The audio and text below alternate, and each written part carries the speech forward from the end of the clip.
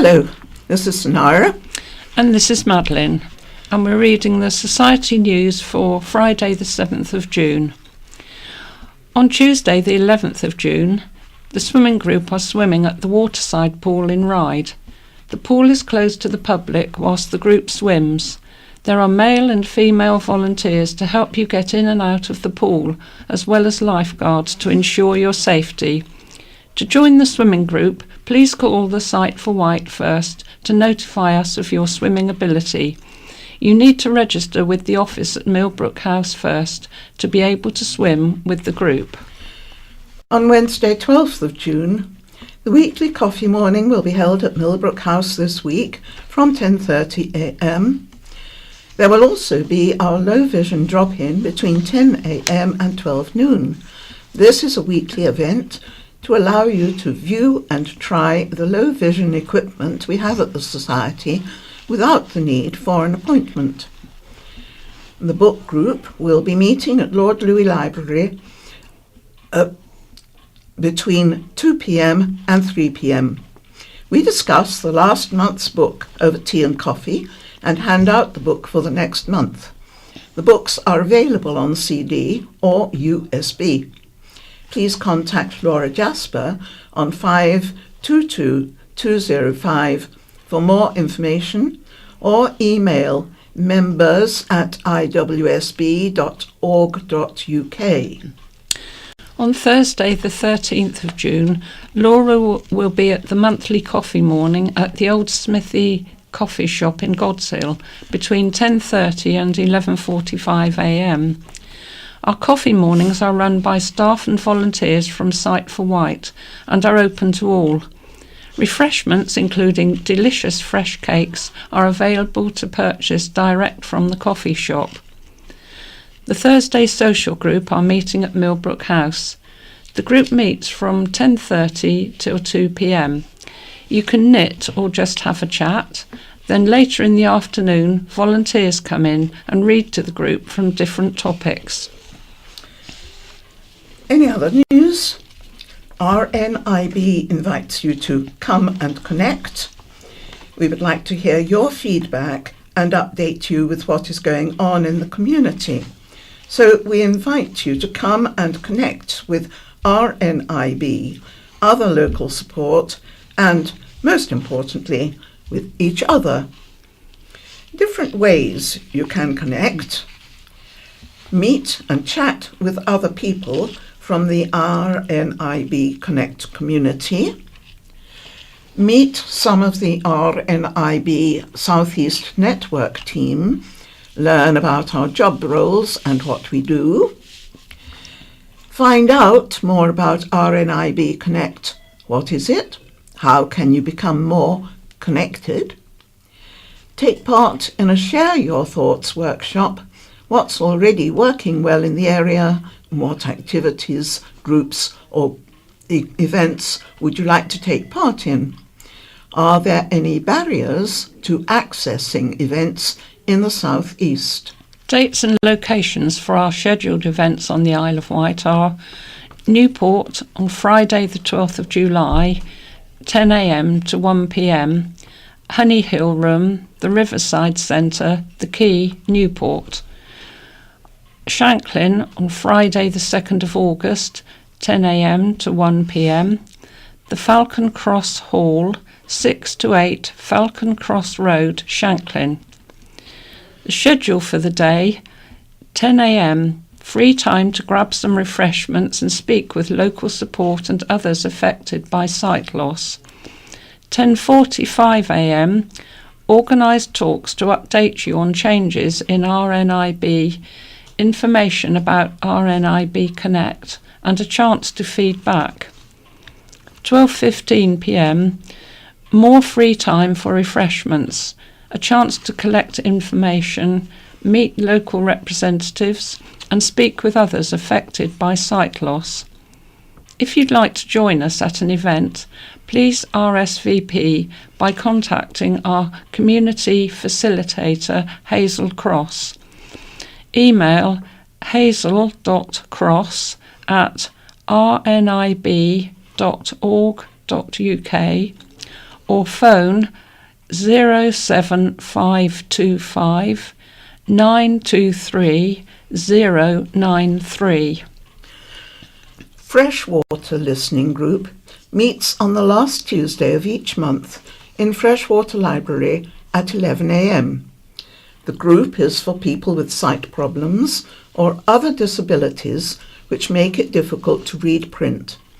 Each month we listen to an audio book supplied by Calibre Audio Library and meet to discuss the book.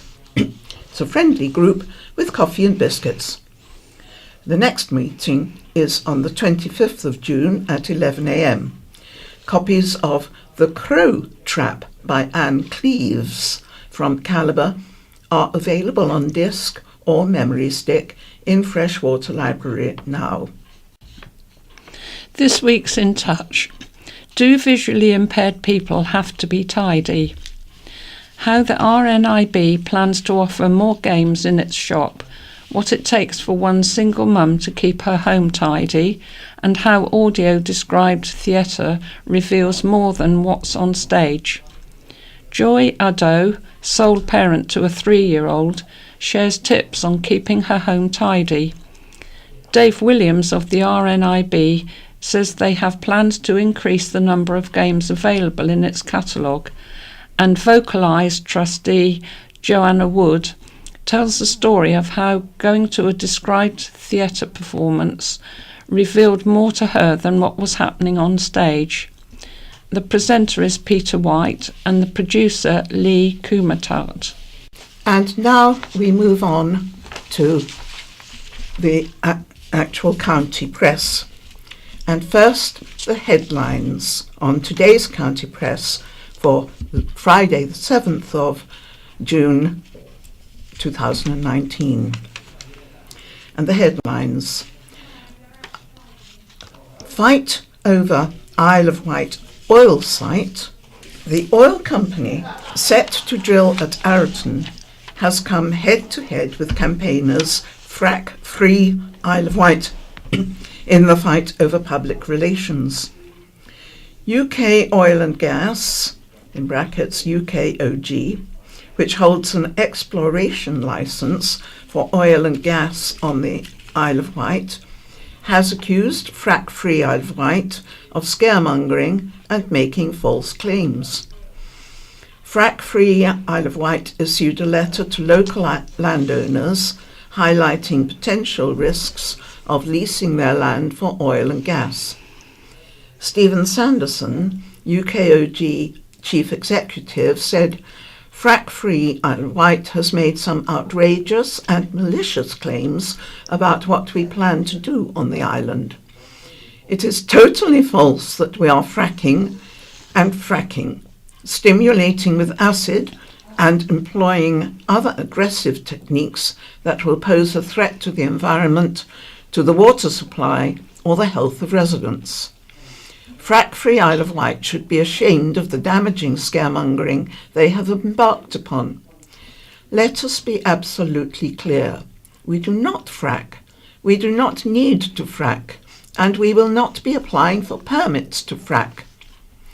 Frack Free Isle of Wight said, we asked landowners to think carefully about the long-term effects of allowing this industry to gain a foothold on the Isle of Wight.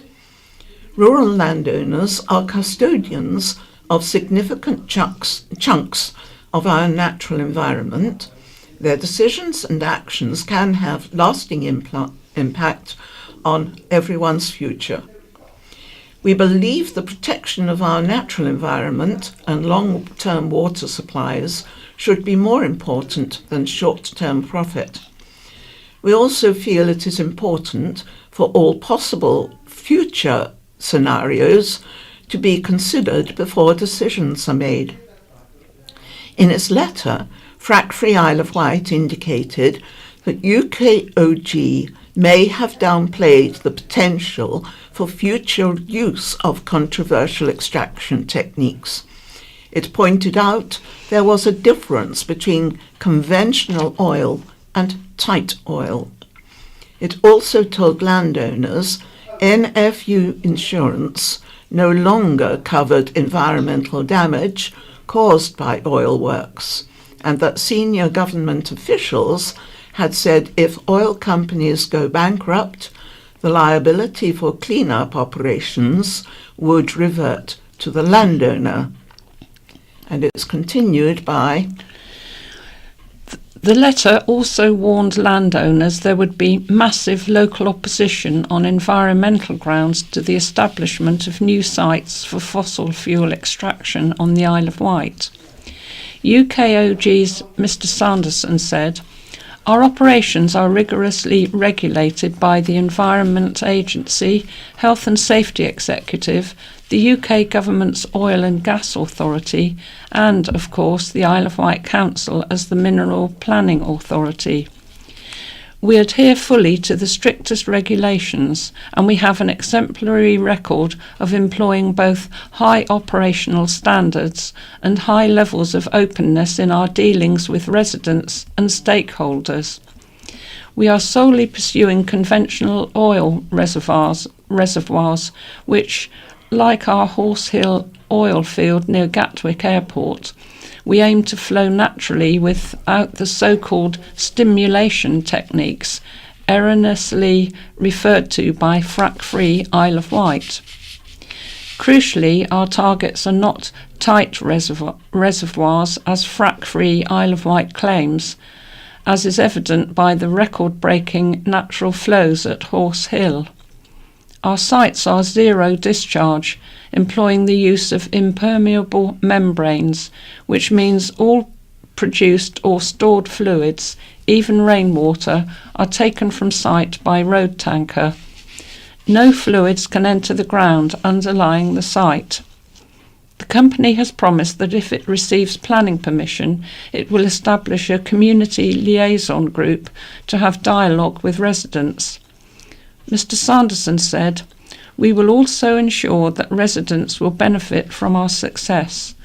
We propose to share 6% of gross revenues, that is, before our costs and taxes, with the Isle of Wight, comprised of business rates taxes and a royalty to the local community. And in the event of a poor result from our operations, UKOG would then swiftly restore the site to its original agricultural condition. This is a normal part of our business."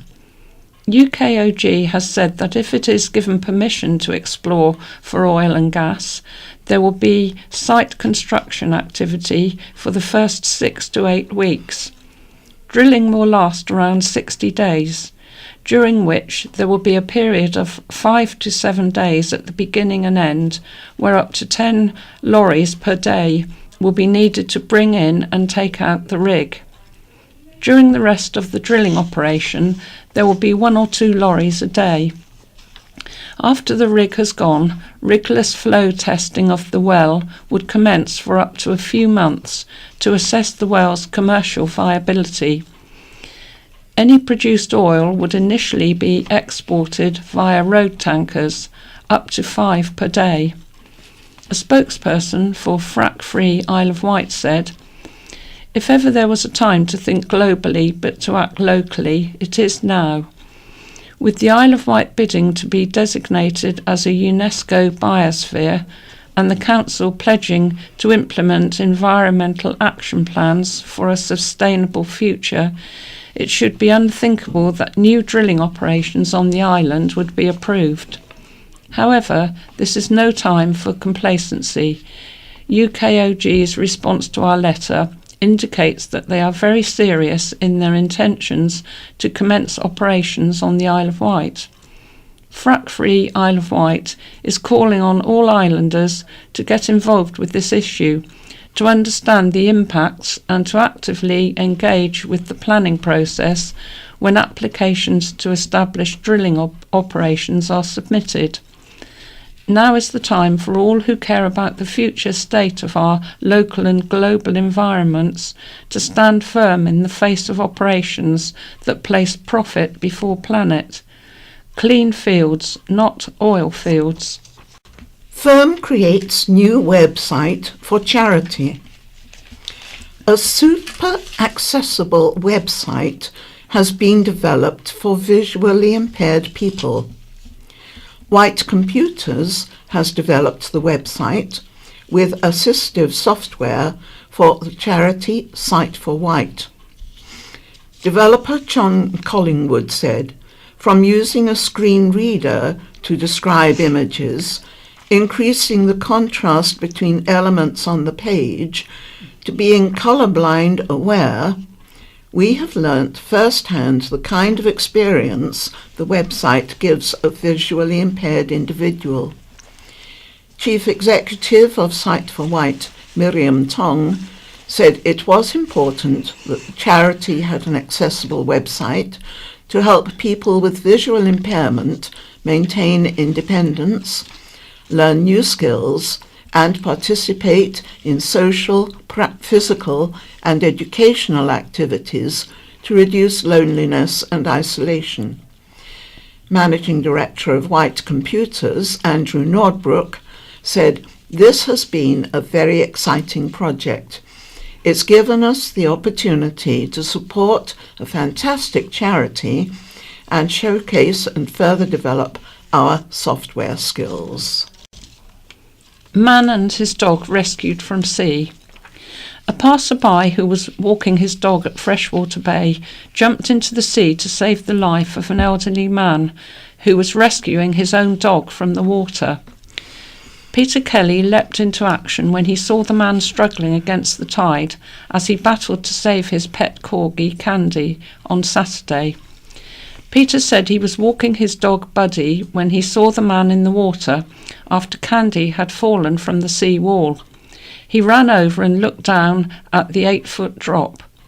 The gent was struggling up to his waist in water and trying to cling to the concrete, but the tide was sucking him out, he said. "I gave my dog to someone to hold on to and went down some steps and waded in to help him. I had to shuffle around along the sea wall to get to him, which was quite a distance." Peter managed to get hold of the man and Candy and pull them onto the shingles. "It seemed like a long time, but it was probably only a few minutes. I think he could well have died," said Peter. "I was told he had a heart condition and the water was freezing. I just hope he is okay now." An ambulance and the Freshwater fire station co-responder were called to the scene and treated the patient, who has not been named, before he was taken to St Mary's Hospital. A spokesperson for the Friends of Freshwater Fire Station said, "Although this incident had a happy outcome, we would remind people to be aware of safety advice and what to do if they see anyone in distress in the water by visiting the HM Coast Guard or RNLI website." 99-year-old Molly leads WI, that's the Women's Institute, celebration. The island's oldest WI has reached its 100th birthday, with its oldest member leading the celebrations. Ningwood and Shalfleet WI was formed on May the 19th, 1919. Molly Earle, who has just turned 99, cut the ribbon at a celebration event and welcomed visitors. The Queen and Duchess of Sussex sent congratulatory letters after receiving limited edition tea towels designed by Anthea Dunkley. The event was organised by Nicola Saunders and attended by Isle of Wight MP Bob Seeley and Deputy Lord Lieutenant Peter Kingston. Nicola said, "We were one of the first 2 WIs on the island, formed on the same day as Wootton Bridge, but they are no longer here.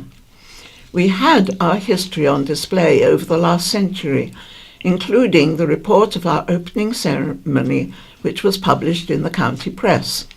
There were displays and photographs and the ensign of the HMS Vicenda, which was an anti-U-boat trawler and served during the Second World War. We adopted the ship and would send the crew books and knitwear, general home-from-home stuff.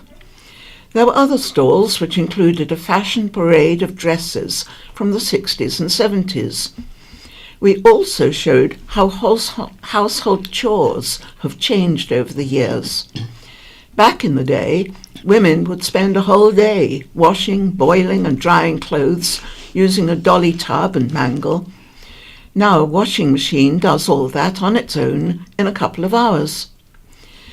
There were refreshments and cakes at the event held at Shelfleet Village Hall on Saturday, May the 18th, and afternoon tea enjoyed by members and friends. A special 100th birthday cake was also made by Anthea. The group meets at Corfe Farm, Corfe Road, Shelfleet, on the second Tuesday of each month at 2 p.m. Visitors and new members are welcome. For further information, call Penny Keyville on 531 620. Murder defendant denied bail.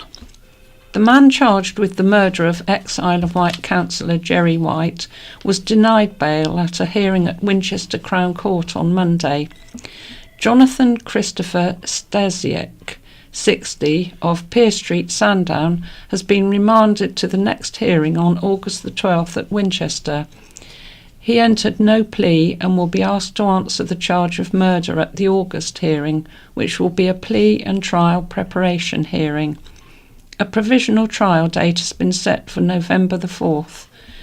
Police found the body of 73-year-old Mr. Wight in Lake Community Gardens near Scotchell's Brook Lane after receiving reports of a serious assault on Monday, May the 27th.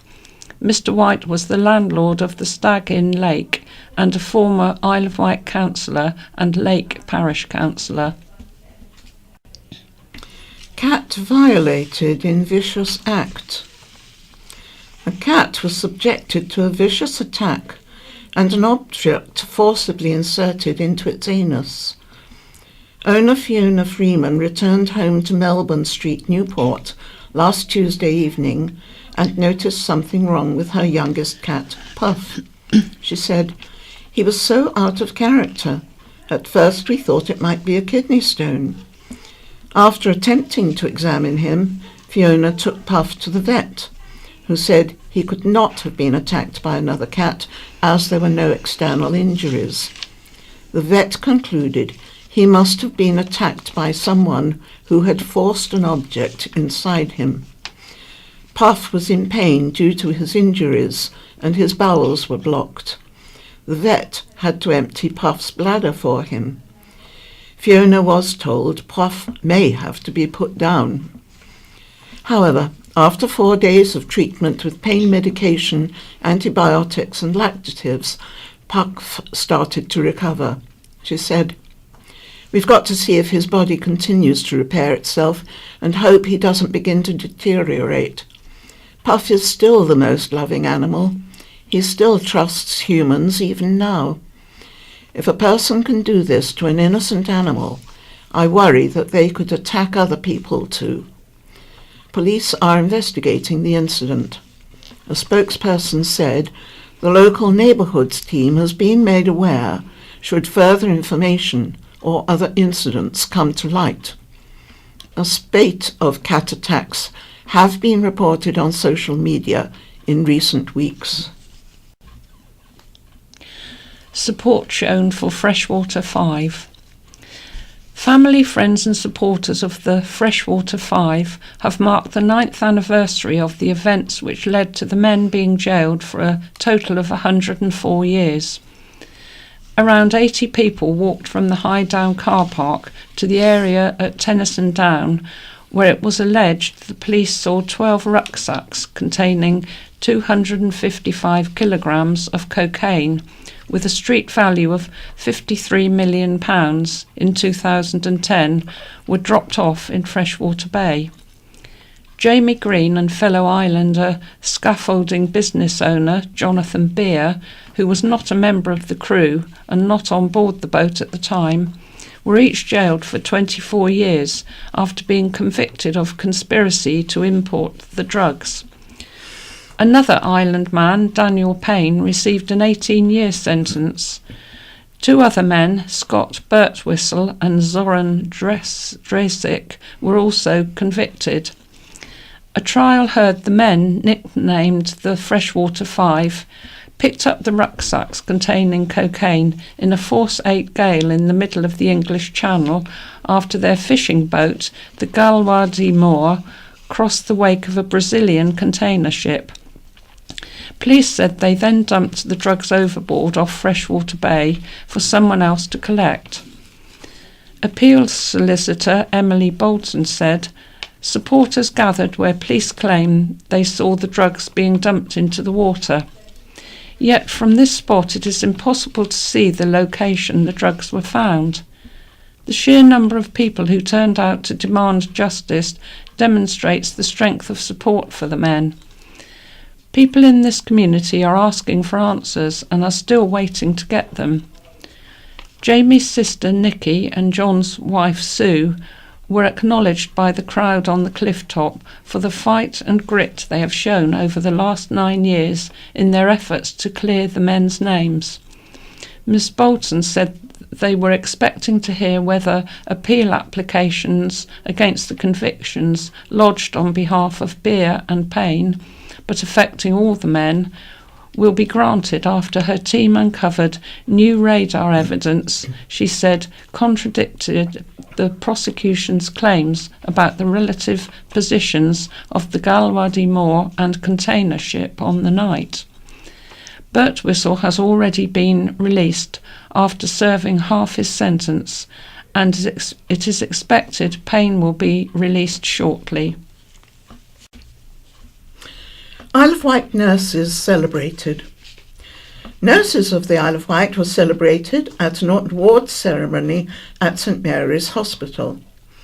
The hard work and dedication of nurses at the Isle of Wight NHS Trust was marked for International Nurses Day.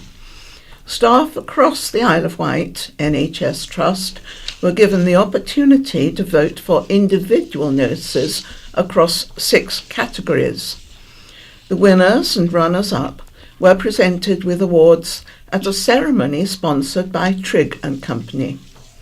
Keith Trigg, Managing Director, said, "I have a family member who was diagnosed with cancer 6 years ago and still has to go to the hospital every 3 weeks. The staff at the hospital have been fantastic, and this is my way of giving something back."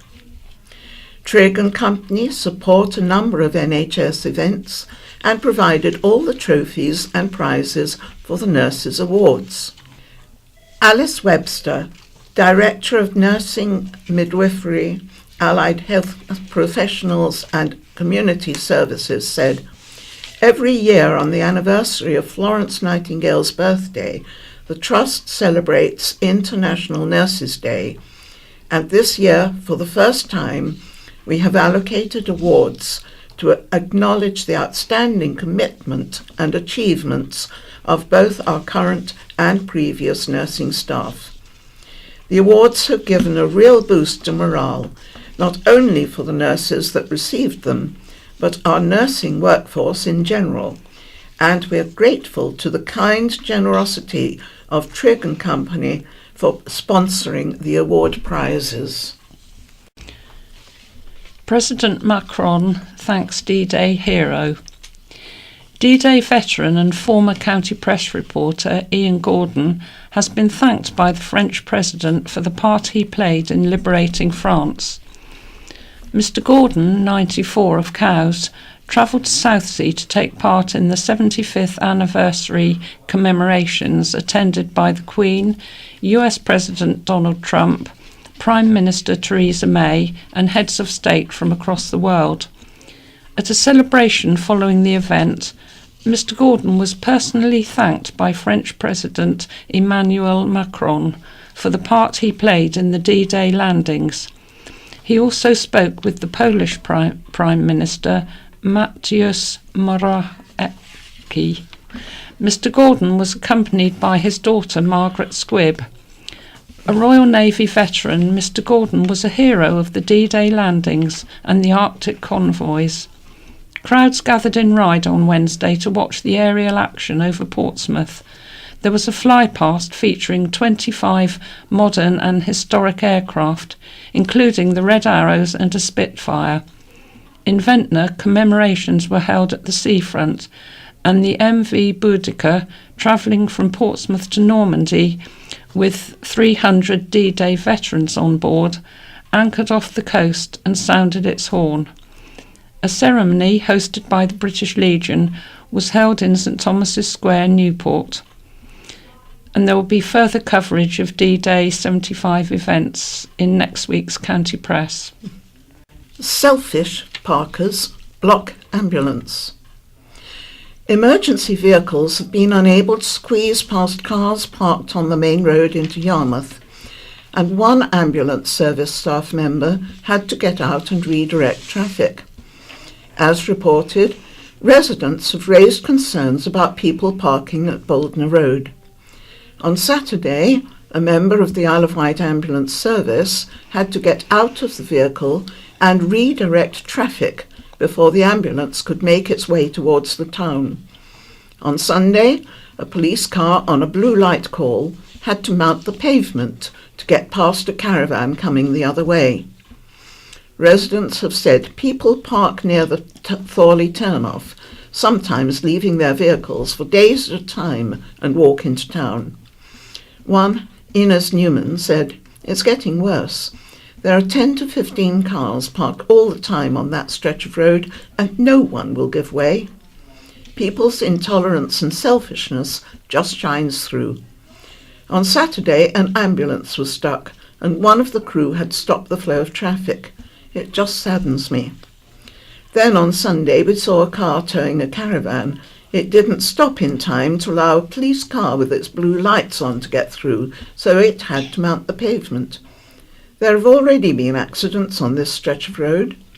I can see it will only get worse as we hit the peak tourist season.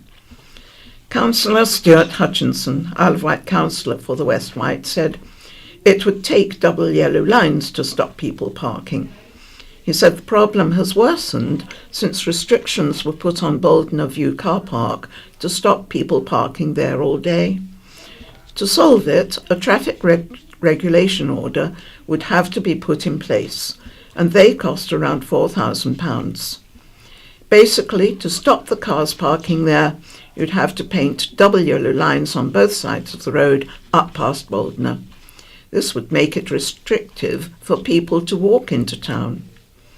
County press readers, commenting online, said people parked on the road because the council car park in Yarmouth was expensive.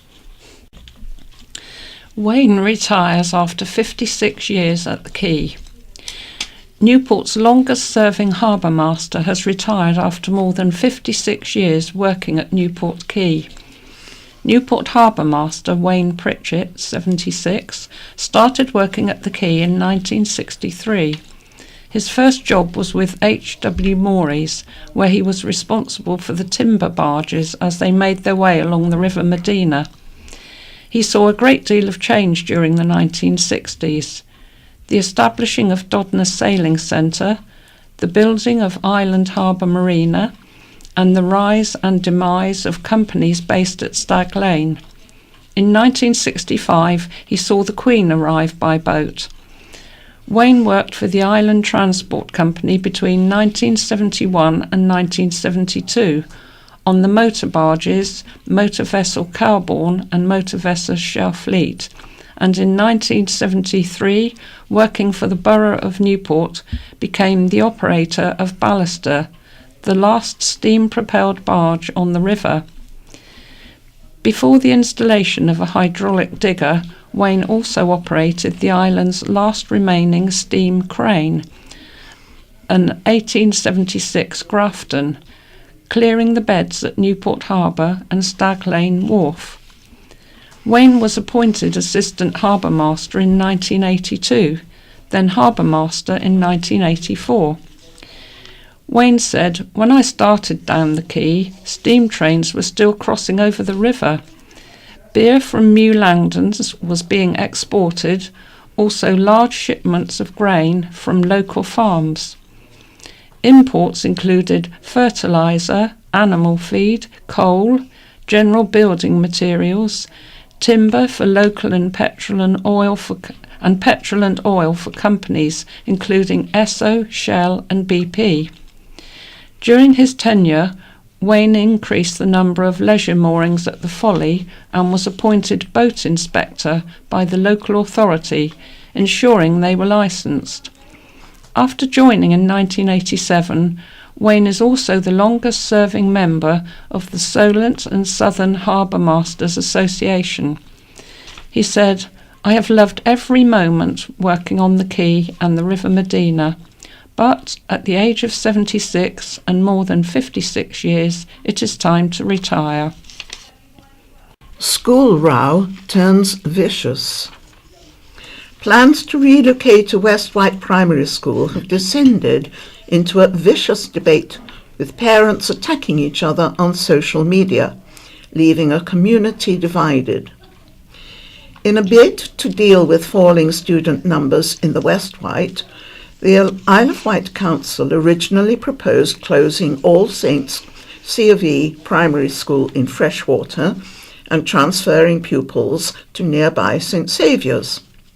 However, after parents objected, a new plan was put forward, temporarily to close All Saints and relocate Yarmouth School to Freshwater. Now the Yarmouth community has backed a campaign to keep Yarmouth School in Yarmouth and revert to the original proposals. Meanwhile, All Saints parents have thrown their support behind the new idea. The plans are due to be put to the Cabinet for a vote. However, Deputy Leader and West Wight Ward member Councillor Stuart Hutchinson said he would vote against the idea, branding it quite foolish. Councillor Brading said, "The debate has got vicious. I will do what is right for the people of the West Wight. I will not be swayed by noise and shouting, but I will be swayed by sound educational arguments." He said the Yarmouth leadership was open to exploring the new plans, but co-chairs of governors, Carla Bradshaw and Mark Webber, said they could not support them as they did not address the increasing crisis of surplus places and would cause significant disruption. Separate Facebook groups have been set up supporting both sides of the campaign. One parent described the other campaign as bullies, while another called the debate nasty. One parent posted, "It's horrible making schools fight against each other like this."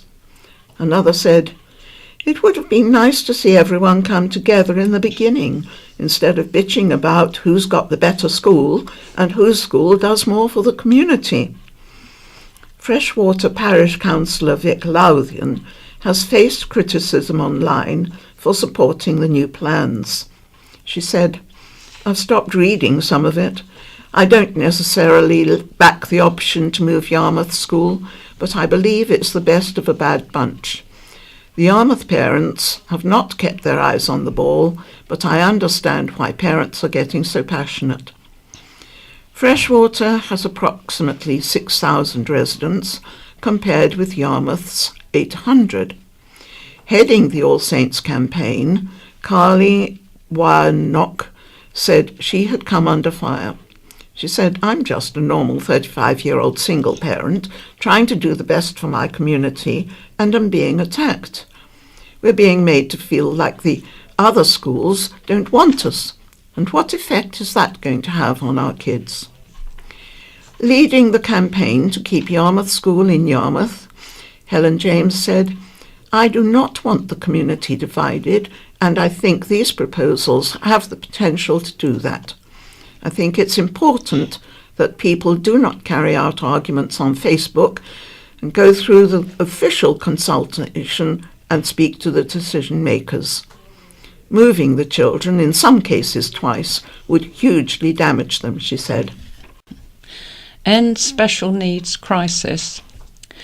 More than 50 parents took to the streets of Newport demanding the government act to end a national crisis in special educational needs and disabilities, that's SEND, funding. The The protest was held alongside 26 other rallies across the country.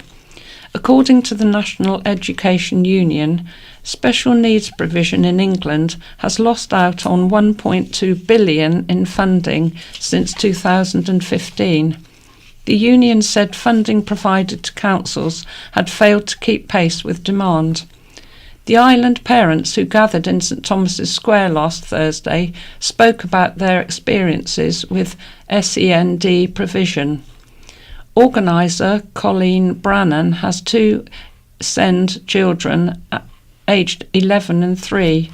She said, when you become a SEND parent, your whole world changes and you have to learn a new language. The whole system is broken and it's not fair that children are paying the price for austerity. This could happen to anyone, but it's not something that is widely talked about. Families gathered on blankets spread outside the square to prevent any of the children feeling claustrophobic or penned in by the crowd. The campaign is being led by families who have struggled to secure the support of their children needing to access education. The Isle of Wight has the highest proportion of home-educated children in the UK, at almost 1 in 50. Although the Isle of Wight Council has attributed the high levels in part to under-reporting elsewhere in the country, Colleen said this was in part due to families with SEND children taking them out of school due to lack of support. Colleen said, one parent told me, it's like trying to fit square pegs in round holes and you just damage the peg. We are damaging a lot of children because of the lack of provision. Green Party education spokesperson Vix Lothian attended the demonstration in London, where a petition with more than 12,000 signatures was delivered to Downing Street. Colleen said, people don't think about this because it doesn't affect them, but if we are a civilised society, one of the first things we should be doing is supporting SEND children. SEND families cannot take it anymore. And that's all we have time for today. So it's goodbye from Madeline. And goodbye from Sonara. Hello, this is Lester. Hello, I'm Jan. And we start with the readers' letters. And there's one from J.A. Geimer, Wootton Bridge. And it's entitled Football Vandals, vandals in inverted commas. What is the logic in moving a town football pitch to the middle of nowhere? It is a type of vandalism, in my opinion. The, in inverted commas again, regeneration of Newport is a euphemism for further encroachment into our countryside. Such proposals are similar to the demise of Ryde Sports FC at Ratcliffe Avenue 30 years ago.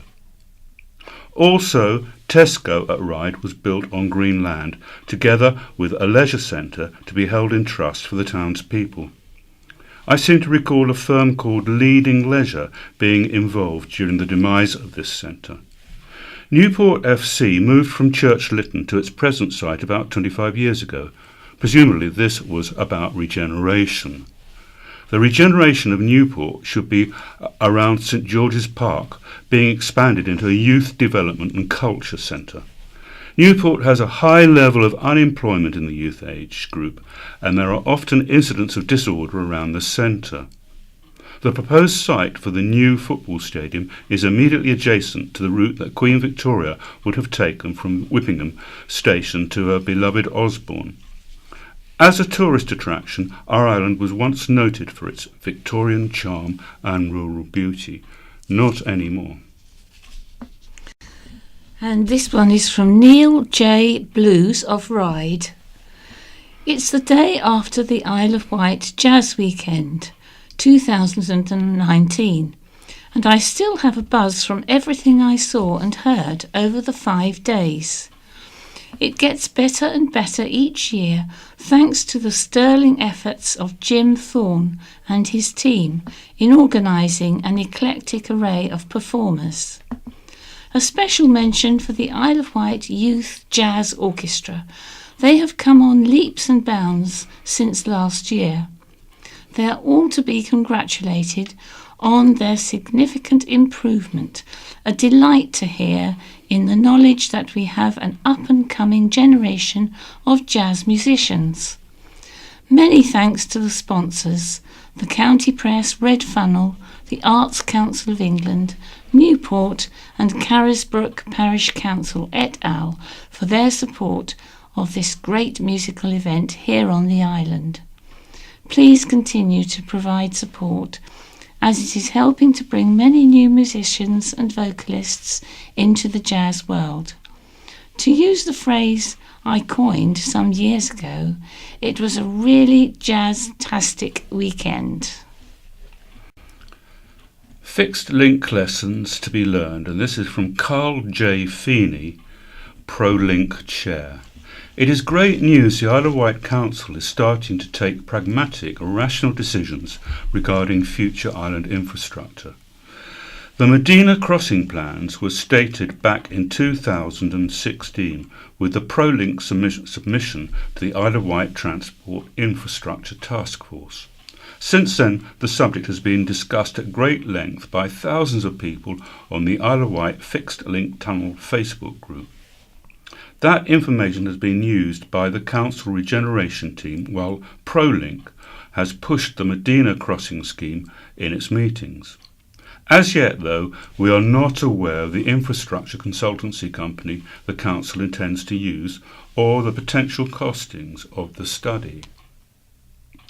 Over the past 4 years, ProLink has negotiated extensively with KPMG, Royal Haskoning, DHV and finally ARUP, all those in capitals, to produce a proposal scope for a Solent Freedom Tunnel, more capitals, SFT, viability study. ProLink has performed a huge amount of detailed work along with in-depth consultancy, both public and professional.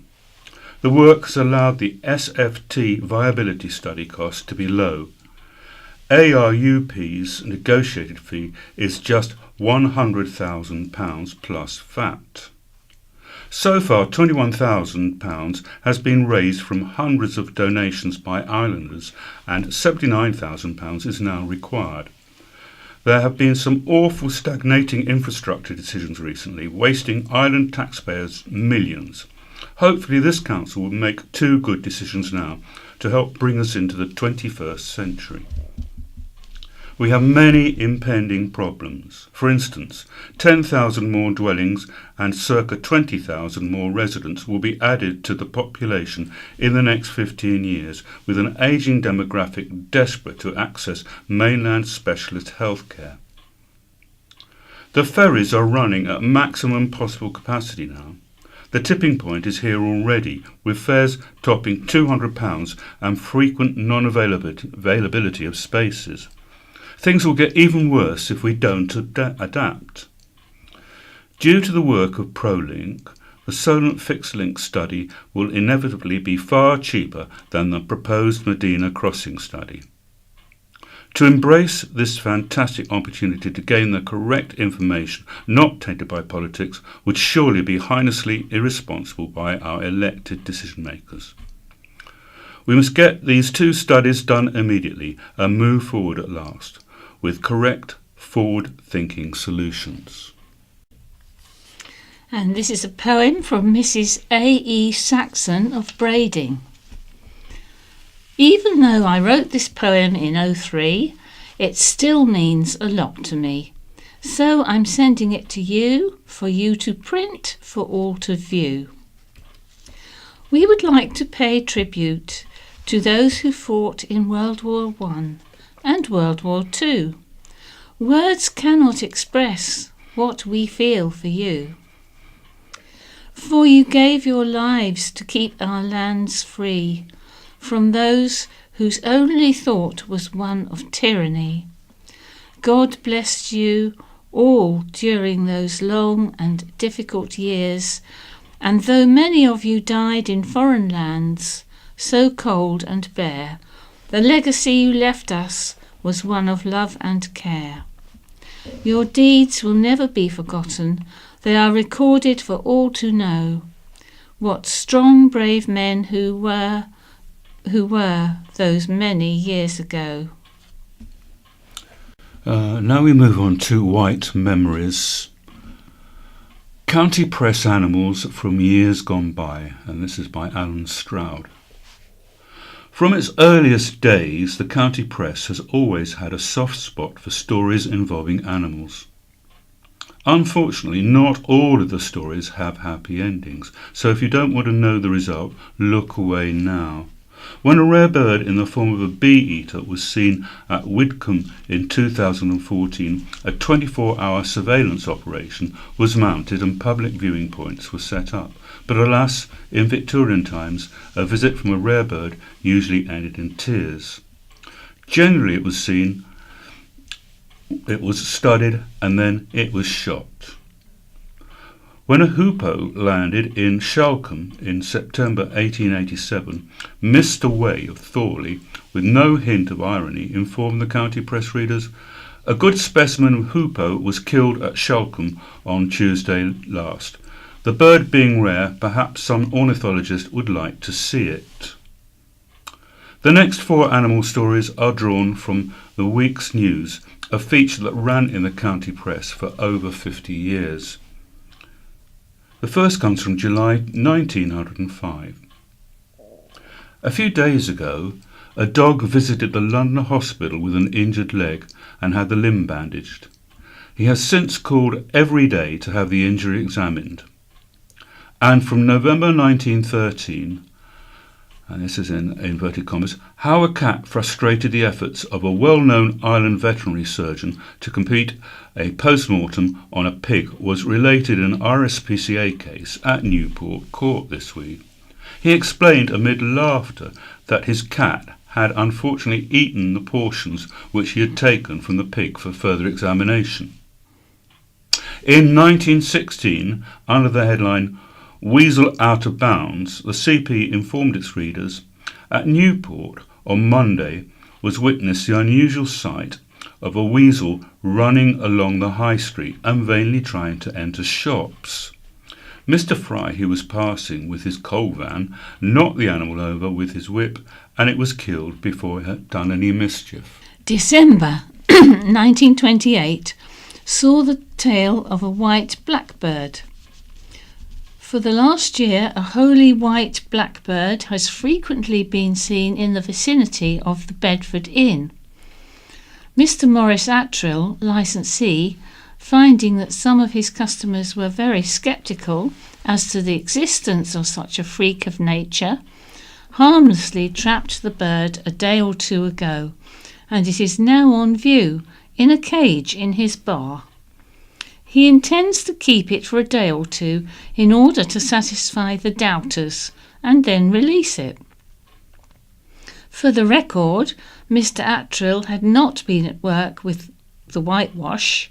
Albino blackbirds are a well-documented rarity.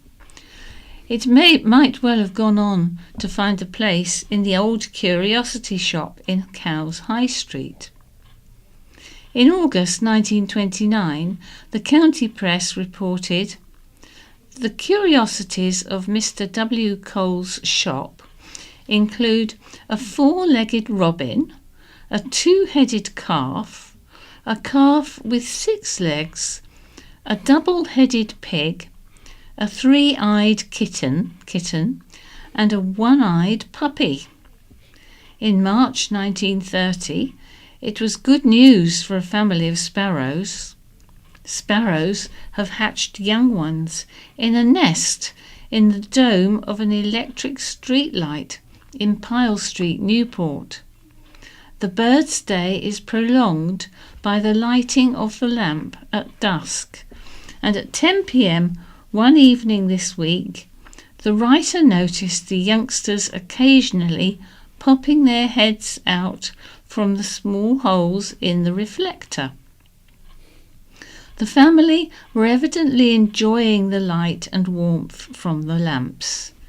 It wasn't such good news for otters, though.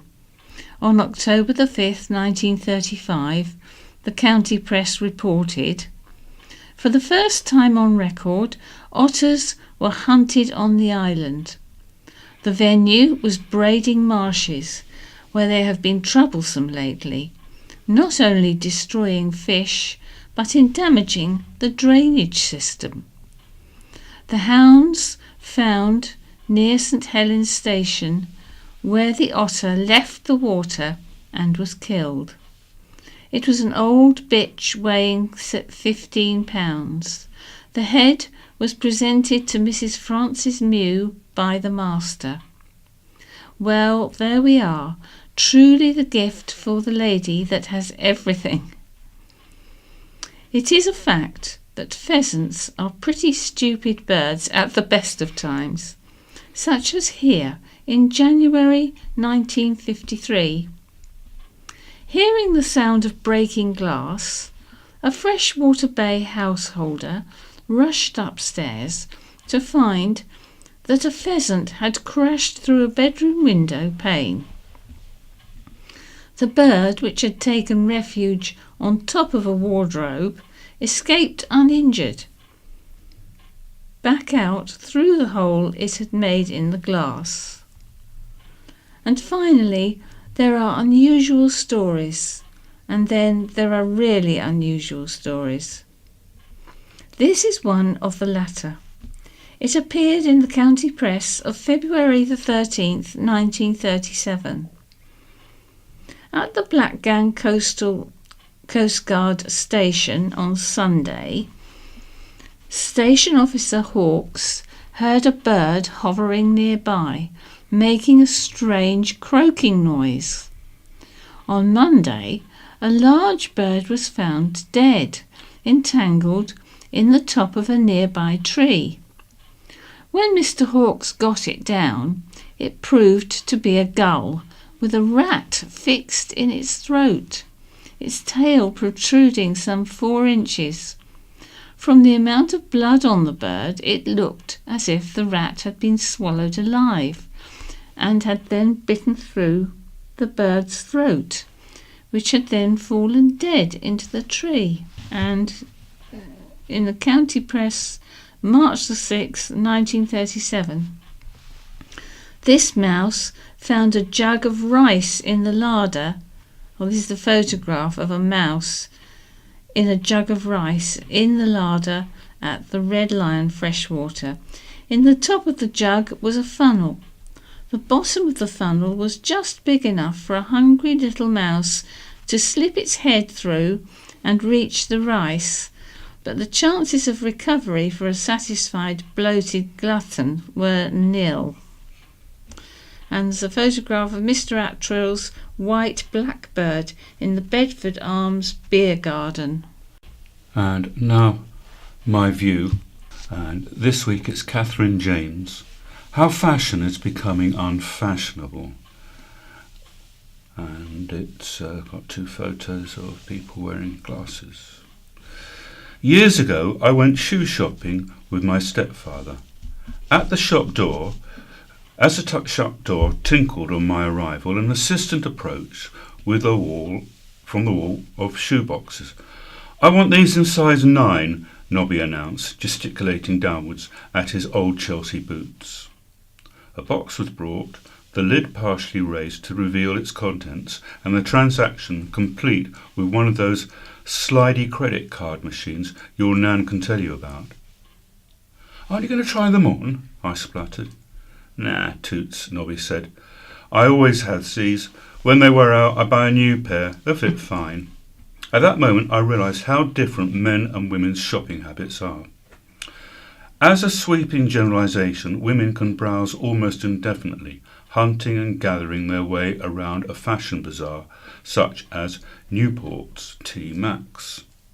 A chap will go straight to Field's Menswear and buy a practical garment or a replacement hat of the style he's worn for years. Back when I was a punk, possibly the only one, I had to make my own attire as I couldn't find what I wanted in the shops. I searched out shiny fabrics and created my own outfits. With my dressmaking skills, I understand the effort that goes into making, say, a silver bolero jacket. But how many of us truly think about where our pre-made clothes come from? You'll have heard of fast fashion, cheap clothing produced in sometimes dubious conditions on the other side of the world for us to wear one day and chuck away the next. We buy clothes without care. Literally tons of usable garments are sent to landfill, although they could be reused, recycled, or even purposed in the home. Can I be the only person who dusts with a pair of exhausted knickers?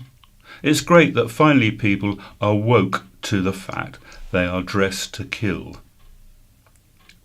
The earth is quivering from agrochemicals used in cotton manufacture. People have died working in dangerous conditions in sweatshops, and sometimes the death is that of your own dignity. What were you thinking of when you donned those harem pants with a mustard roll neck? New York society heiress Nikki Hilton Rothschild recently tweeted a photograph of herself in a dress she had first worn in 2001.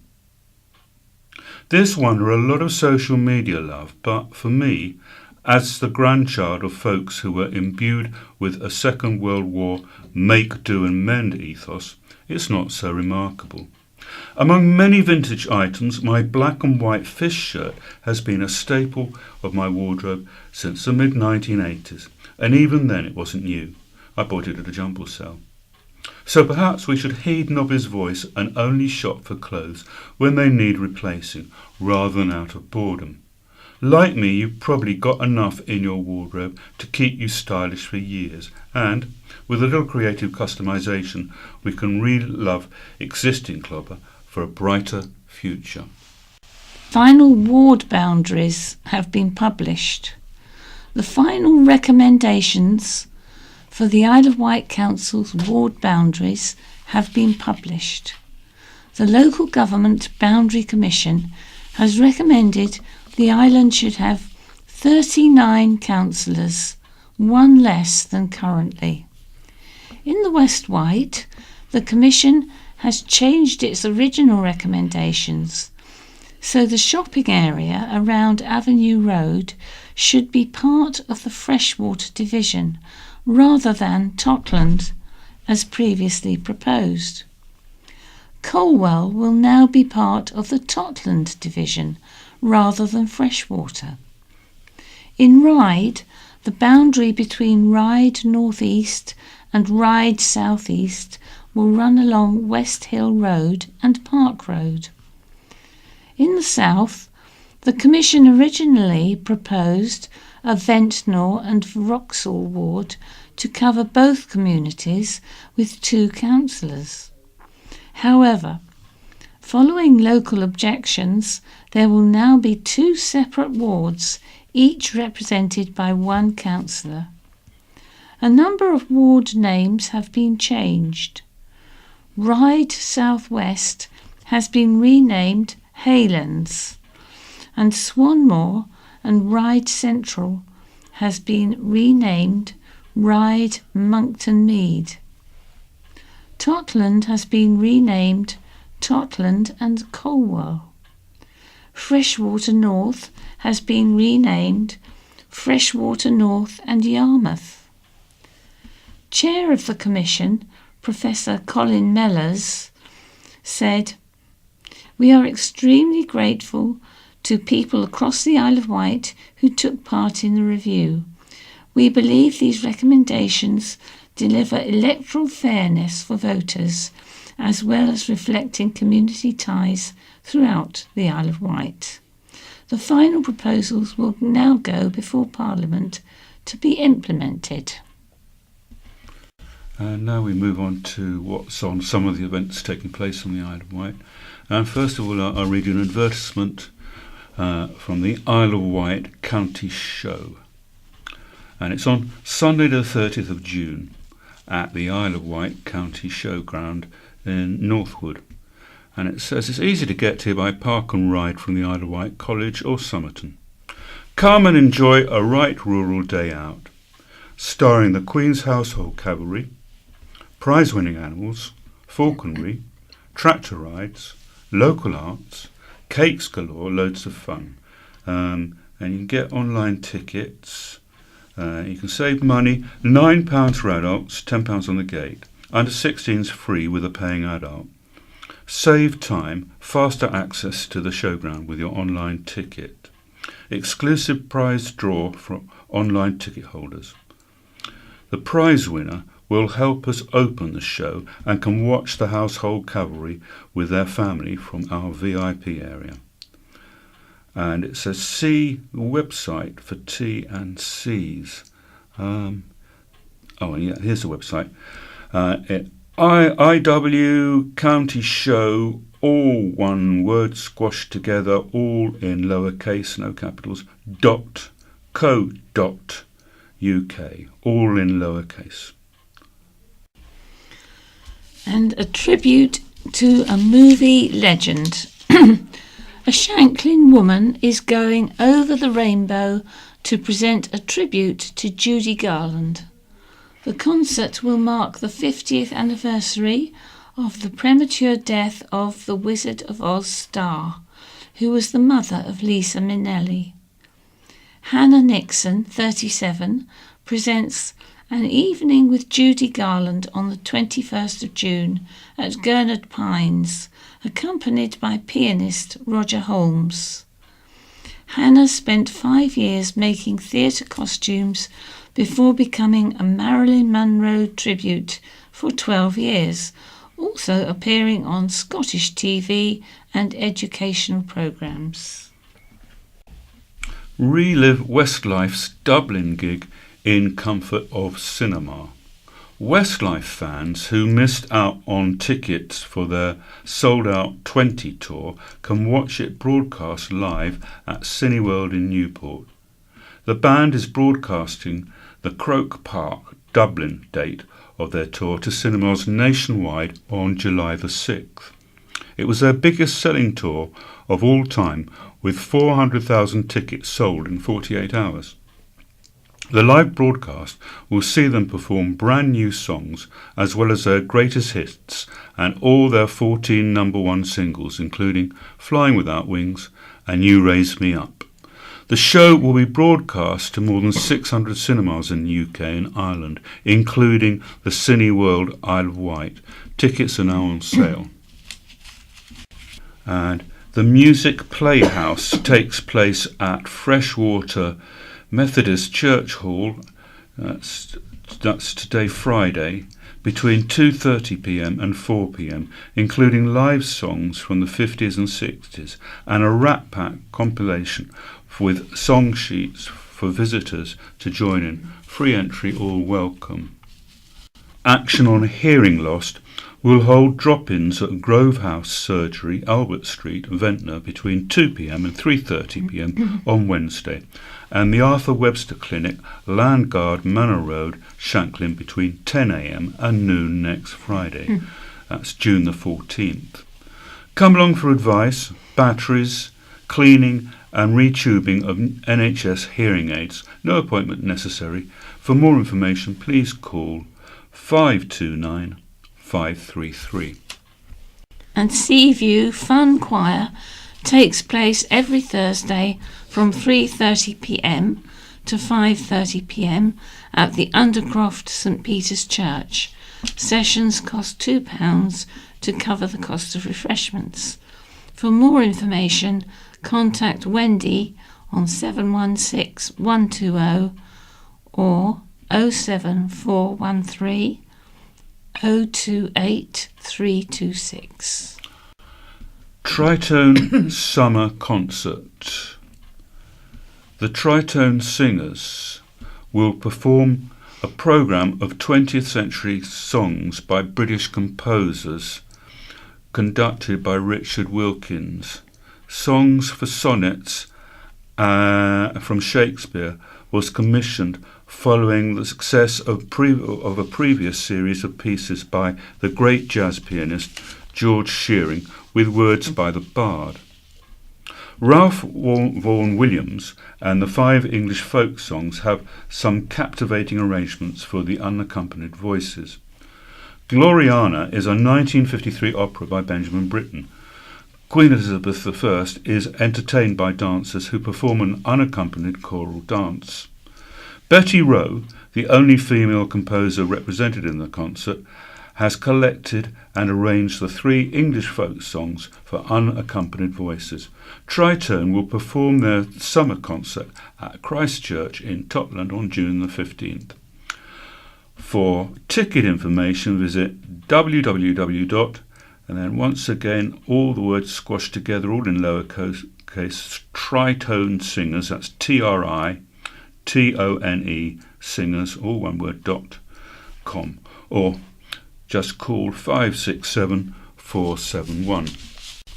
And there's a future sound of jazz in concert at the Apollo Theatre. This is written by Emily Pearce. 2 young jazz musicians, both of whom have worked with the Isle of Wight Youth Jazz Orchestra, will be showcasing their talents on Sunday, June the 16th, when Newport Jazz Club hosts its annual Young Talents Show. At the age of 23, Dominic Jones has been playing sax, in his own words, ever since I watched Lisa play her saxophone on The Simpsons. Since then, he has gone on to study jazz at Chichester College and graduate with a jazz degree from Middlesex University. His influences include Bobby Wellins and Derek Nash. Also performing will be 6-part ensemble Pick Up 6, led by Cameron Tarry. Aged just 15 and 16, they met around 11 years old and bonded over a love of music. They all joined the school jazz band and are currently members of the Ireland Free School Jazz Senior Band. The concert will be held at the Apollo Theatre at 3 p.m. For tickets, call Jerry Cullis on 730-601 or Bill Wills on 523-879. And some of the events are coming up at Shanklin Theatre. And we're moving into... Oh no, we've got a couple of things for June, first of all. Songs of Rod Stewart, Cragen and Co. And that's on Saturday the 22nd of June at 7:30 p.m. And then there's Marty Pellow, Monday the 24th of June at 7:30 p.m. And now we're moving into July, and I'll read you out a list of things that are happening in July, starting on Thursday the 4th, Beyond the West End, that's at 8:15. Friday the 5th and Saturday the 6th, you've got Al Murray, both times 7:30. On the Sunday, Sunday the 7th, you've got Theatre Train Summertime Special, 5 o'clock. On Monday the 8th, Paul Carrack, 7:30. On Thursday the 11th, Beyond the West End, and that's at 8:15. On Saturday the 13th, Faith, the George Michael Legacy. On Sunday the 14th, the Beach Boys Tribute Show, 7:30. On Wednesday the 17th, Mark Robinson and the Counterfeit Crickets Tribute to Buddy Holliday, that's at 7:30. On Thursday the 18th, Beyond the West End, 8:15. Saturday the 20th, Forever in Blue Jeans, that's 7:30. Thursday the 25th, Beyond the West End, 8:15. Friday the 26th, Carpenter's Gold, 7:30. And finally, on Saturday the 27th of July, 80s Mania, and that's also at 7:30. And finally, musician Pam Wedgwood will be running 2 piano days next month at Hillview House, Bedbury Lane, Freshwater, between 10 a.m. and 4:30 p.m. The first is tomorrow, that's Saturday, for grade 3 level and above, and the second on June the 22nd is for beginners to grade 3 level. For full details and to book, email, once again, one word, all squashed up together, all in lowercase, Pam Wedgwood, that's P-A-M-W-E-D-G, Wood, W-O-O-D, no E after the G, and yahoo.co.uk. And just one final one here about the folk legend Simpson heading for Freshwater. One of the world's finest guitar players, Martin Simpson, will be appearing at Freshwater Memorial Hall on Sunday from 7 p.m. Martin is also a folk singer and songwriter, and his music reflects a wide variety of influences and styles from Britain, Ireland, America and beyond. He will be appearing with Ireland duo Mark and Ben Hickman, and has had a long career both in this country and in the USA. Tickets from Mrs. Middleton's shop Freshwater from the hall, or email wegottickets, all one word, .com. And that's on Sunday, June the 9th, 2019 at the Memorial Hall in Freshwater. And tickets are £15 in advance. The doors open at 7 p.m. We go back to general news now. Henry's Super Mile, a step nearer GB Dream. And it's by John Marino, sports editor. Perhaps the Queen was tempted to take a look from one of the windows of Buckingham Palace as Ireland race king Henry McLuckie stormed to junior race victory joy in the Vitality Westminster Mile in front of thousands of spectators. Following his outstanding win at the recent British 3-mile championship in London at under-17 level, the Ireland athlete produced 2 more quality performances in the space of 4 days, his biggest in the shadow of the royal residence on the Mall. As part of the Westminster Mile, Henry lined up in the Junior British Athletics 1-mile championships, racing in his under-17 age group, along with athletes in the under-20 event. One of the race favourites in a quality field, Henry's race tactics were spot on as he bided his time on the outside of the lead pack, waiting for some of the faster starters to fade. As they approached the 3/4 mile marker, Henry, just turned 17, darted through a gap between 2 of the leading contenders and cranked up the pace, making it quite a challenge for his race rivals to respond to. From that point, Henry used his trademark fast finishing speed for a comfortable win, giving a suitably royal wave to the crowd as he crossed the tape outside the gates of Buckingham Palace, clocking 4 minutes and 17 seconds. What made his victory sweeter was he also beat the top junior athletes in the under-20 age group. "It was amazing to finish the way I did in front of Buckingham Palace," said ecstatic Henry. "Everything went to plan. I wanted to sit in with the pack for the first 800 metres and then kick on once the other runners began to tire. Although I finished about 2 metres clear of the second-placed runner, I still had plenty in the tank if he had seriously challenged me." With a busy summer of track racing ahead, Henry aims to put himself in contention for a place in the Great Britain junior team to compete in the European Championships in Sweden next month. And this is about leading chemist Dr. Robin Attrill has received the Royal Society of Chemistry's Inspirational Member Award. Dr. Attrill, who is from the island, works in research and development at GlaxoSmithKline. He was nominated by his peers for his outstanding contribution to proactively and inclusively supporting his colleagues and the wider scientific community. Dr. Attrill said, "Throughout my career, which has been focused on the development of new medicines, I have always tried to give back to science. I want to ensure future generations of chemists are supported and encouraged, and my involvement in student mentoring, academic collaborations, and consortia are my way of contributing to this.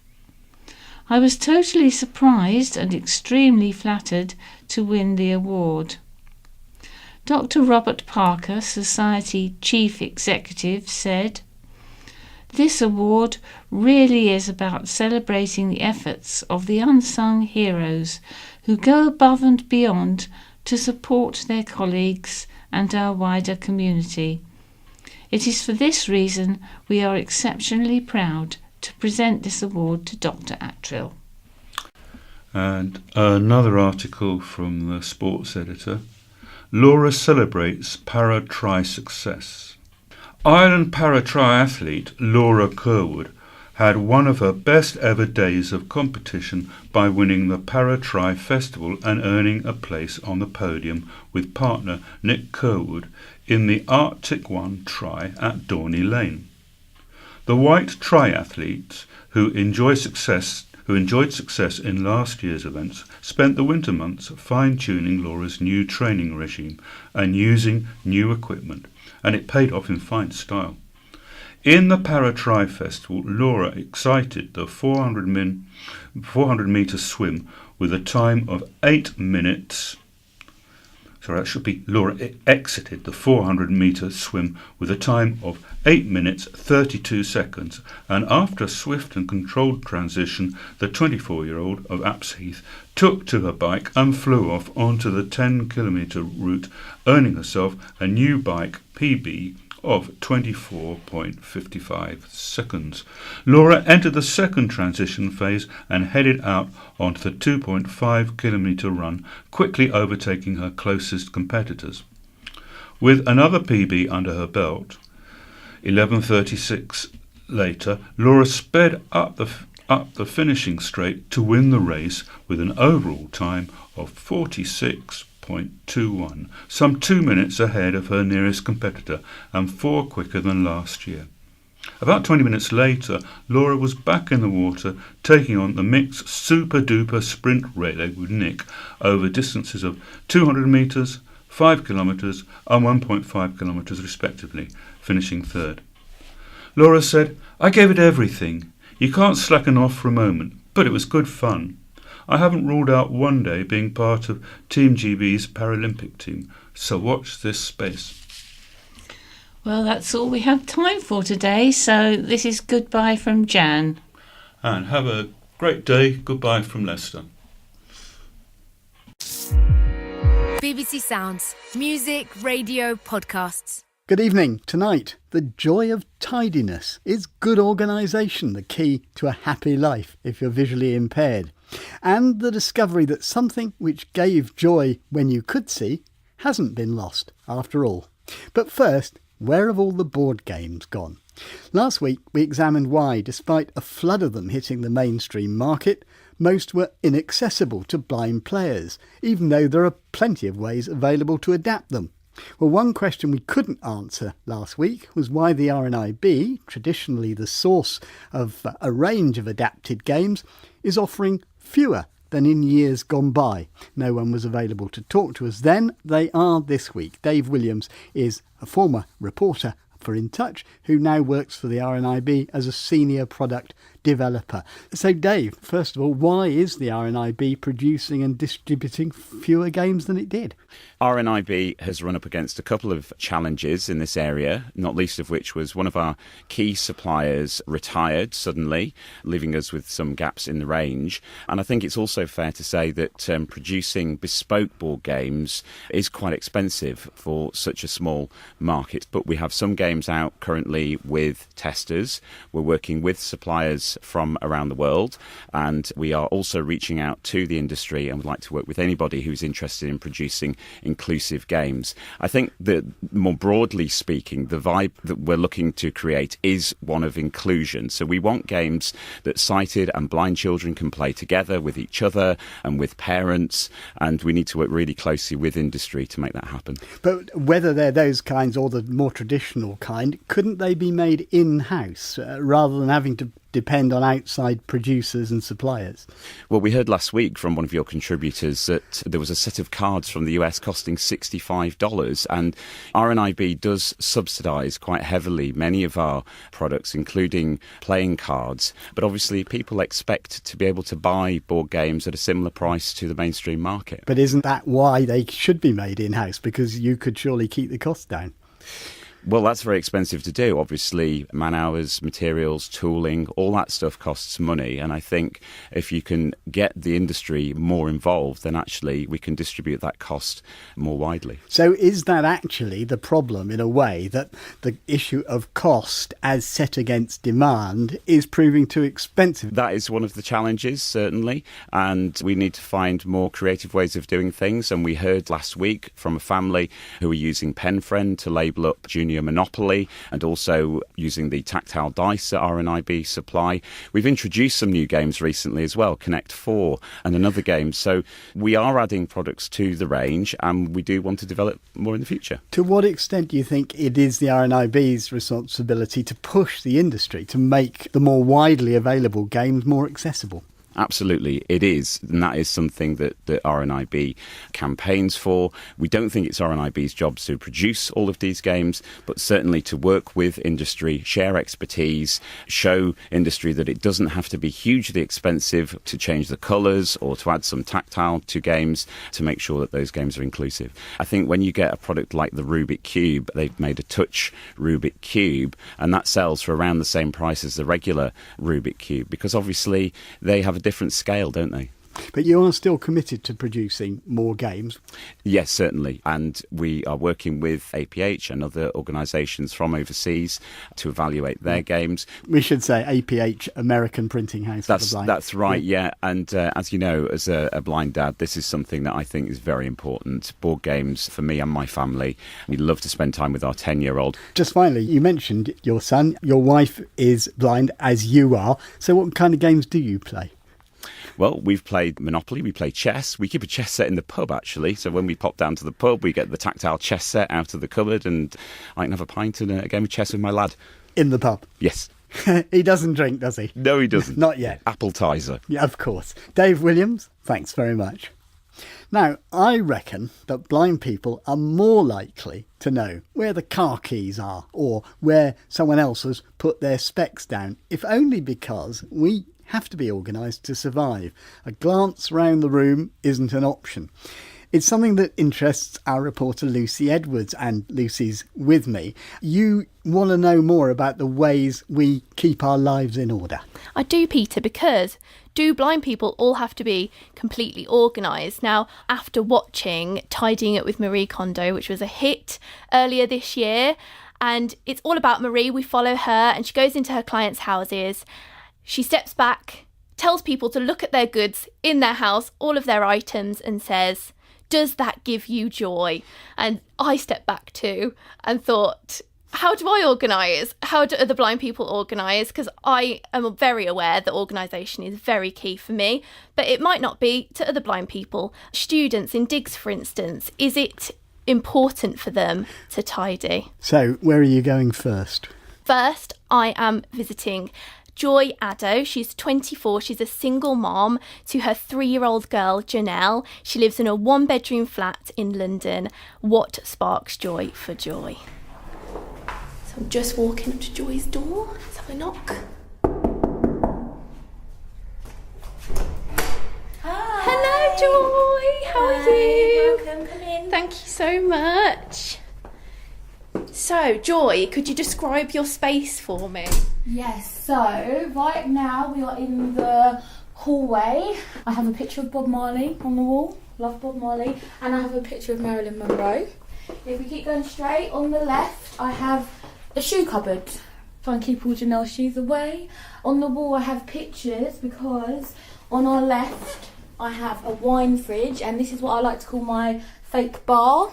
I have a sign that flashes, it says bar on it. I'm Joy, I'm 24 and I'm a single mum.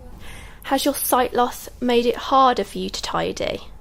It's different. Where the majority of people will do things by seeing that something's dirty, I go a lot by smells and the feel of things. But actually I think that cleaning isn't that difficult when you can't see, because I just feel like you just need to know that you need to clean everything all the time.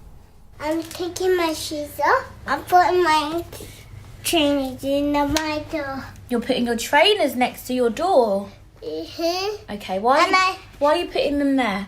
Because I need to put him there. Okay. Where does your scooter go, Janelle? By the door. Your scooter goes by the door. Yeah. And what happens, Janelle? What happens if your scooter goes here? Yeah. What does Mummy do? Yeah. If you leave your scooter here, what does Mummy do? Cheap over. Everything has a place, and I try and keep it there, and she's slowly learning that as well. Do you think she knows that you're blind and you have sight problems, or do you think it's just a case of routine? I explain it to her. So I'll say to her, she'll sometimes try and show me a toy, and I'll be like, come closer, Mummy can't see it. And then she knows that Mummy always holds it to know what she's doing. Has the routine with both of you got better as she's got older because she understands more? Definitely. As she's got bigger, she now can understand that she needs to put things away. When she was younger, it was a lot harder because obviously there'll be toys everywhere and she's too young to know to put them away. But now, as soon as she started to understand things, I will encourage her to do it, because I like to feel happy and safe in my own home, and having a child isn't going to stop me doing that. We're in the living room. We have 3 sofas, 2 3-seaters and a single chair, which was supposed to be my chair, but it's too far away from the TV, so I never sit there. We have Janelle's high chair. In the living room, I like to have a plug-in air freshener that smells like fresh cut roses. I feel like it makes it a bit cleaner. Do you ever worry about your flat if it's untidy? I don't say I worry about it. I do feel like people probably judge me more if my flat was untidy and I had a child. They'll think, oh, she's blind, she can't clean. And I think that might be another reason why I like to keep it extra clean, just to show people, no, I really can and I will. How would you go about tidying the bathroom? So I'm going up to the toilet and I have my bleach on the windowsill because it's higher up, so Janelle can't get it. So I'll put bleach in there first and be careful not to splash it. My mum always says that. But next I'll put some lime scale remover because this makes the inside really white and clean. So I'll put that around it. At first, I didn't really know when things were not totally clean, like the toilet, because it's hard to see that kind of thing. Like, you know, at the bottom of the toilet, the water, it can be a different colour. And so my mum will point things out like that, and then she'll recommend things to buy, to use, to do it. And she'll literally show me how to do it. And then from once I know it once, I'll start doing it. Just in here on the left. So just here is where my TV is, and it's on a chest of drawers, which is Janelle's chest of drawers. So in the top drawer I have her vest. They're all white actually. Then I'll have like her socks. Sometimes I find it really hard. All kids' socks are colourful and they have some kind of pattern on them, so I sometimes have to get like my mum or my friend to help me pair up her socks. Sometimes I find myself buying a lot of children's socks. So all the ones that are not paired are in a bag, and then I literally give that to my mum every so often and be like, here mum, pair some socks up, have fun. In the second drawer with her tops, I just like to have Janelle in bright colours, just so that when we're out and about I can spot her a bit easier. If she's all in dark, I'll pick up the wrong child. So that's it for the drawers. How I hoover, yeah, I genuinely don't like hoovering. I hoover only like when Janelle's made a big mess and I know I need to hoover. I have help once a week. I have a cleaner, well, she's a carer, and she does like the mopping for me. But during the week, anything else I have to still keep up. But the hoovering is the one thing I've actually let slip sometimes. Just plugging it in one second. What I usually do with the hoover is I will take my socks off so I can feel any crumbs and stuff on the floor. So I'll hoover everywhere, but sometimes you can feel it on the bottom of your feet as well, so I'll know if I've missed a bit. So I'm just going to turn it on. And I just like hoover everywhere in every direction.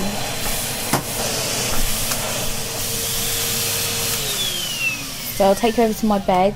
I'll show you how I match everything. So Janelle's got a single bed and I've got a double bed, and I like things to be the same, so I'll buy a single and a double of each bedspread. And what I'll do is I'll wash them all together, and then my mum taught me another trick. Fold up your sheet, your duvet cover and one pillowcase, and then put them all in another pillowcase. So when you take it out of the drawer, you know you've got a full set. So that's Joy Addo's home, Lucy Edwards reporting, and Lucy's with me in the studio.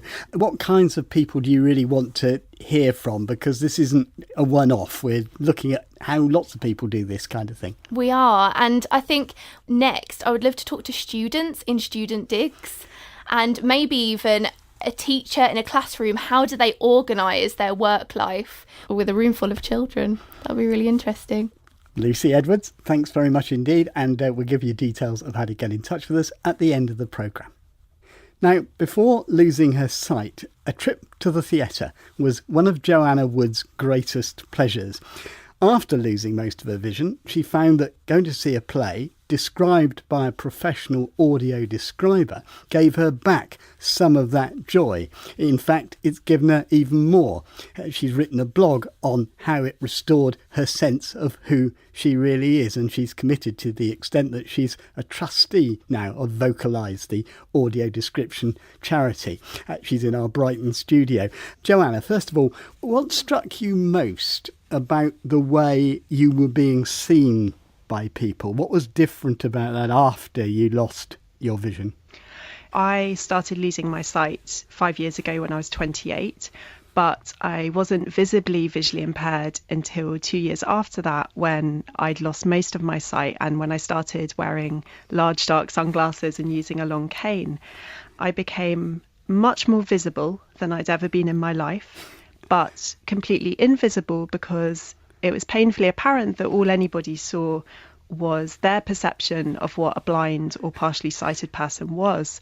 So someone looking at me had reactions of pity, of well-intentioned aspirations on my behalf that I should be doing the Paralympics, but nobody saw someone who was academic, who was sporty, despite the Paralympic reference, and who just was wanting to get on with living their life as they had done before. And you had been all of those things, hadn't you? You'd been sporty, you had been an academic.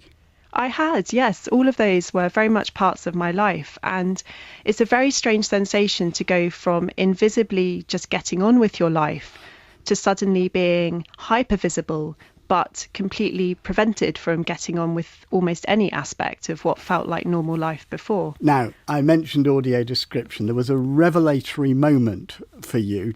Tell us what happened. My sister in 2016, so this is 2 years after my sight first starts going and a year after I've had the significant sight loss. And she gives me an amazing Christmas present, which is a trip with her to Shakespeare's Globe in London to see an audio described performance of Othello. And it's the perfect gift because, as you said, I'm a complete theatre nut. I love going to the theatre. I love Shakespeare in particular. And what's funny is if you'd asked me on that day in April 2017, when we're travelling up to London for the performance, I would have told you that I was back to myself. I, at this point, had been in work for 6 months after 2 years of unemployment. I was commuting independently both to work and up and down to London using my long cane, and I was back at the gym. But from the first moment we went into the Globe, it was really clear that this was going to be a very different day, because the first thing we noticed was just the complete normality. So I entered a space that was at once totally accessible to me, but not at all about sight impairment. And the person behind all of this is the phenomenal David Bellwood, who's the access manager at the Globe. And he, along with the Vocalise describers, who were Alison and Willie that day, took us into the Sam Wanamaker Playhouse, which is the indoor playhouse at the Globe, to explore the set, props and costumes on the touch tour. And we were joined by 4 members of the company who spent 45 minutes with us talking about their characters, the production, the props and the costumes. For 2 reasons, the touch tour is so important to me. Firstly, at a practical level, it allows me to map out the space, the set, and to really bank all of that information so that when I listen to the description in the performance, I'm able to raise all those images in my head, and it really helps make the description a full experience of the play. But also, let's be honest, it's the human encounters on those touch tours that certainly for me have made such a difference. So before I'd even been to the performance, I'd been totally changed. Something really profound had happened, and I left the Playhouse a different person.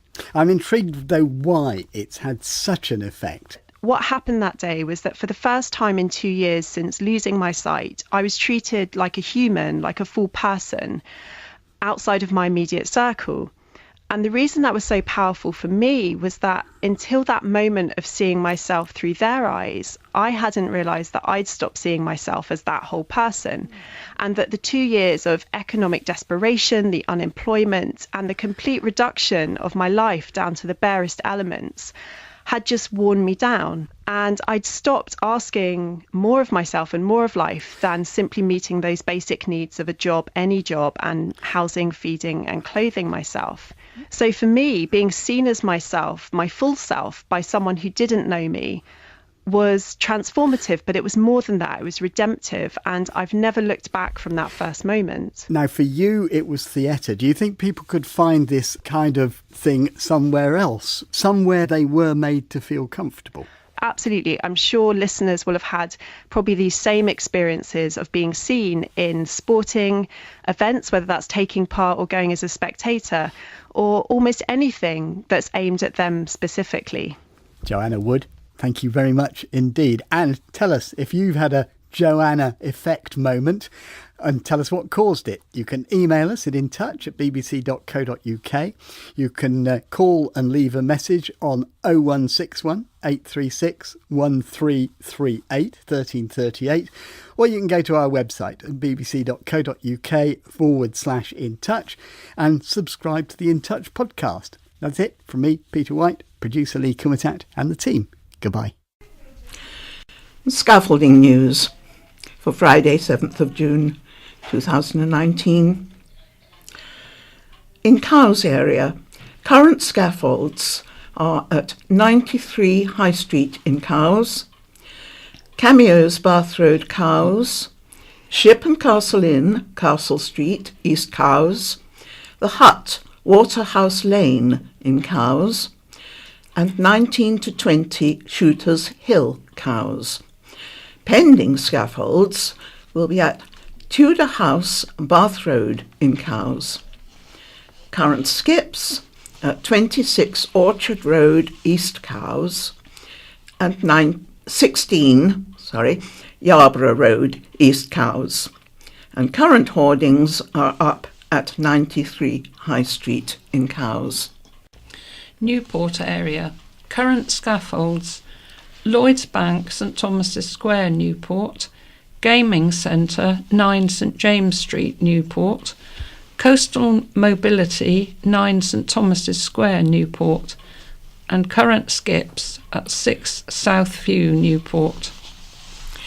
In the Ryde area, current scaffolds are at Coburg's Nightclub, Union Street in Ryde; Fowler's, 41 to 43 Union Street, Ryde; Watson Bull and Porter at 9 High Street, Ryde; Union Jack Hare at 11 Union Street, Ryde; Bendula, Union Street, Ryde; 35 to 36 High Street, Ryde; Hill Cottage, Main Road, Haven Street; Flats 31 to 36 Marymead Close in Ryde; Richwood's Furniture Store at 48 Melville Street in Ryde; and Saltmead Cottage in Blewett Avenue, Seaview.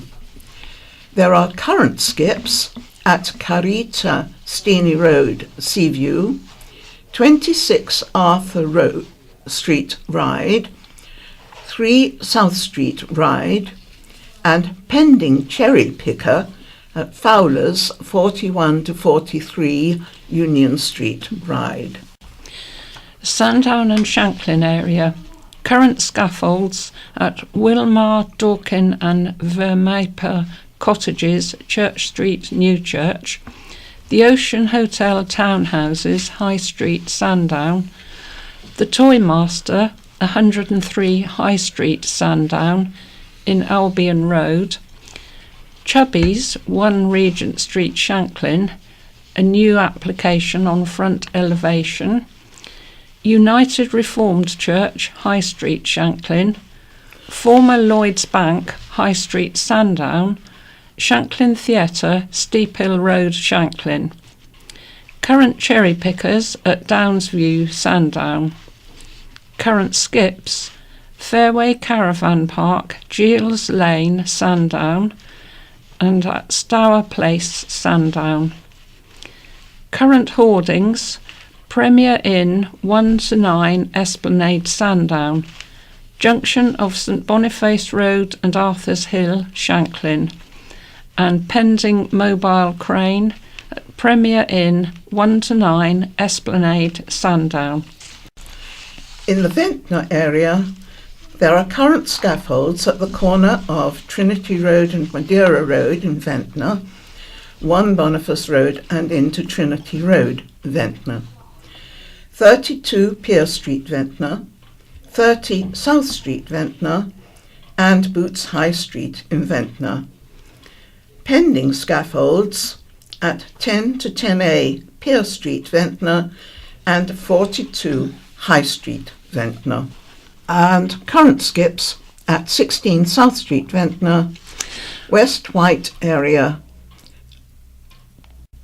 Current scaffolds are St James's Church, St James's Street, Yarmouth, and vehicle crossings under construction are 10 Bearing Road, Cowes, 18 Arctic Road, Cowes, 41 The Rogers at Shanklin, land adjoining trees at Hillisgate Road, Cowes, 47 Well Street Ride, 11 Hollowwood Road, Ulverstone Garden Village, and 33 Clatterford Road at Newport.